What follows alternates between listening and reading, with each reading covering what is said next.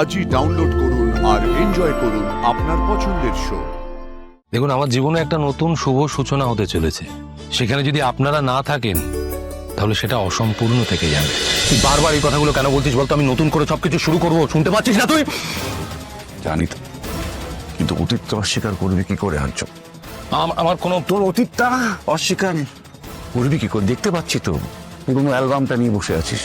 না, আমি এমনি আমি চাই না এরকম ভাবে আর্য সিংহ রায় আমতা আমতা করুন।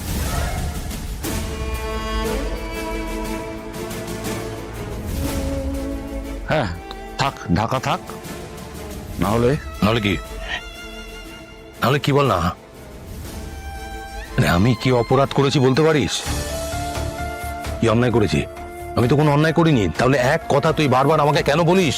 কোথায় অপরাধ আমার? আর্য, মেঘরাজকে আমি দেখে নিচ্ছি, কিন্তু এই বাদ বাকিটা তোকেই সামলাতে হবে। তোকে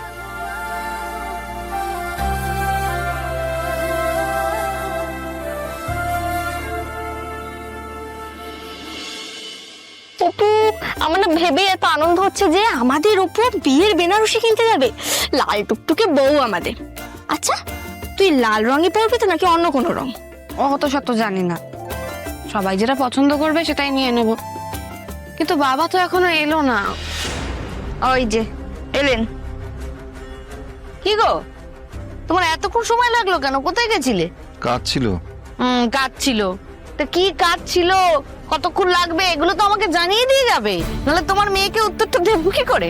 তো সারাক্ষণ জিজ্ঞাসা করে যাচ্ছে বাবা কোথায় গেল, বাবা কি করছে, এখন আসছে না কেন। ওইটা বলি। আচ্ছা শোনো, রাজলক্ষ্মী ম্যাডাম ফোন করেছিলেন, আমাদের কালকে যেতে হবে। কোথায় যেতে হবে? তোমার মেয়ের বিয়ের শাড়ি কিনতে গো।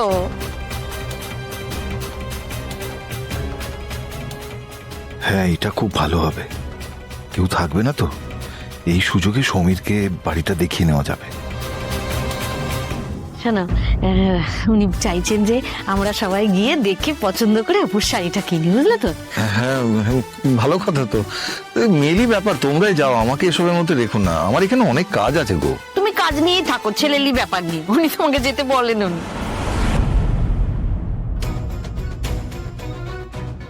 কালকে তোমার কি কাজ বাবা? সব ব্যবস্থা তো ওনারাই করছেন। হ্যাঁ, ওনারা করছেন, সে তো খুব ভালো কথা, কিন্তু তুই তো আমার মেয়ে অপু, আমি কিছু করব না সেটা কি করে হয় বল? আমি খুব সামান্যই পারবো, কিন্তু করব তুমি কি কিছু নিয়ে চিন্তা করছো বাবা? না তো। না, তোমার কেমন একটা দেখাচ্ছে। আরে না রে মা, আসলে তুই চলে যাবি তো মনটা খারাপ হয়ে আছে, আর কিছু না। এই তোমরা কালকে কখন যাচ্ছ গো? ওই সকাল সকালে তো যেতে বললেন, ধরো ওই 9:30 10টা।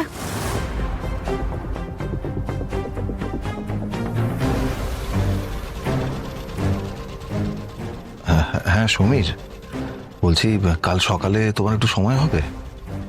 হ্যাঁ, ওই 10:30 নাগাদ। ঠিক আছে ঠিক আছে,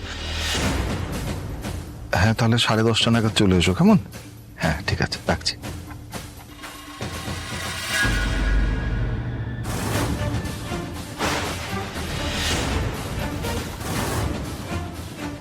কালকে কাকে আসতে বলছিলে বাবা? আরে ওই আমার এক বন্ধু, ও বলেছিল বিয়ের কাছে একটু হেল্প করবে, তো কেউ হেল্প করলে একটু চাপটা কমে না, সুবিধাই হবে বল, ওই জন্য আর কি।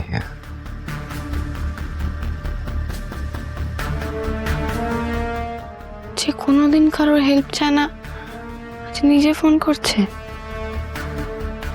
এমন কোন বন্ধু আছে বাবার? আচ্ছা শোনো, স্যার তো আমাদের সবাইকে এখানে ডেকেছেন, কিন্তু কেন ডেকেছেন সেটা কেউ আন্দাজ করতে পারছো? আর্য স্যার যে অফিসে আসবেন এটাই তো কেউ জানতো না। কেন, ওনার বিয়ে, তাই উনি অফিসে আসবেন না?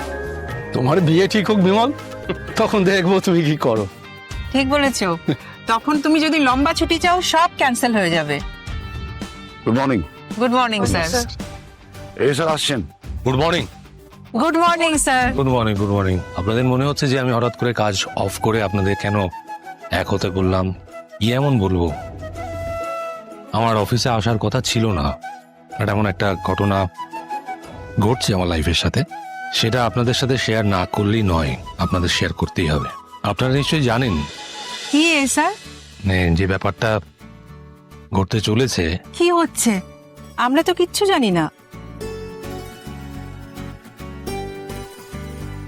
আমার আর অপর্ণার বিয়ে অনেকদিন ধরেই কথাবার্তা চলছিল, ডেট ফাইনাল হয়েছে।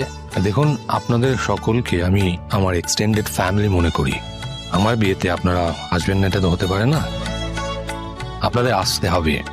দেখুন, আমার জীবনে একটা নতুন শুভ সূচনা হতে চলেছে, সেখানে যদি আপনারা না থাকেন তাহলে সেটা অসম্পূর্ণ থেকে যাবে। আমি কার্ড পাঠিয়ে দিতে পারতাম, কিন্তু আপনাদের ওই যে বললাম আমি এক্সটেন্ডেড ফ্যামিলি মনে করি। আপনাদেরকে নিজে যদি না বলতে পারি, না আমি গুছিয়ে বলতে পারছি কি না জানি না। থ্যাংক ইউ, আপনারা আসবেন প্লিজ। আমি দিয়ে দেবো। আপনি আমাদের এভাবে ইনভাইট করবেন এটা আমরা ভাবতেই পারিনি। তবে আপনি যদি আমাদের ইনভাইট নাও করতেন, আমরা কিন্তু আপনাদের বিয়েটা মিস করতাম না, আমরা সবাই মিলে গিয়ে হাজির হতাম। হ্যাঁ স্যার। কিন্তু বিয়ের আগেও অনেক অনুষ্ঠান আছে, সেখানেও আপনাদের থাকতে হবে। আরো কি কি? হ্যাঁ, আরো অনেক ইভেন্টই রয়েছে, কিন্তু সেখানে মহিলাদের ইনভলভমেন্টই বেশি। তবে হ্যাঁ, আপনারা প্লিজ সবাই আসবেন। So, মীরা আছে, মীরা আপনাদের সবটা বুঝিয়ে দেবে, ও টেক কেয়ার করছে। সো প্লিজ আপনারা আসবেন। Thank you, carry on. এভাবে ভাবেন বলে স্যার আর সবার থেকে আলাদা, ওনার কোনো তুলনাই হয় না। একটা ঐতিহাসিক বিয়ের সাক্ষী হতে চলেছি আমরা, বেশ বুঝতে পারছি। সাক্ষী তো আমরা সবাই, আর স্যার আর অপর্ণার প্রেমের শুরুতেই অফিস থেকেই, তাই না? আরে সমীর, এসো এসো, আমি তোমাদের জন্য অপেক্ষা করছি। বলছি, এসো এসো। এ তো বলি তো গাড়ি ঢোকে না তোমাদের। হ্যাঁ গাড়ি আর এখানে কার আছে বলো? সবারই সাইকেল, নাহলে স্কুটার, খুব বেশি হলে বাইক। হ্যাঁ, সে ঠিক আছে, কিন্তু এই বাড়িটা বেচতে হলে তো এগুলো ভাবতে হবে সতীদা। হ্যাঁ, বলছে শুধু কি এইটুকুই? হ্যাঁ, নাকি না, ওদিকটা বাথরুম গো, ওদিকে আর কিছু নেই, আমাদের এই একটাই ঘর, এই দিকটা রান্না হয়। এইভাবে তিনজনের মিলে তো এত বছর কাটিয়ে দিলাম। তোমাদেরটা ভাবছি না সতীদা, যে ঘরটা কিনবে সে কি কি সুবিধা পাবে সেটা তো দেখতে হবে। ও, এই দিকটা না দক্ষিণ দিক, বুঝলে, এই পুরো খোলা, এই দিক থেকে প্রচুর আলো হাওয়া আসে ঘরে। হ্যাঁ, বলছিলাম সতীদা, বাস তো ঠিক আছে তো? হ্যাঁ, যাকে যাকে ও সব তোমাকে নিয়ে ভাবতে হবে না, ও আমি দেখে নিচ্ছি। শোনো, বলছি দেয়ালের অবস্থা ঠিক আছে তো? আর মেঝেগুলো দেখলে? হ্যাঁ, বলছি সতীদা, ঘরটা তো বেশ পুরোনো গো, মানে সারাইটারাই করতে হবে আর কি বেচতে হলে, বুঝলে। দেওয়াল টেওয়াল ড্যামেজ আছে, সব ওই ফাটিয়ে ফুটিয়ে নতুন করে করতে হবে। তাছাড়া এই সব ফ্লোরিং সব চেঞ্জ করতে হবে আর কি, এই সব। আর এরা আবার কারা?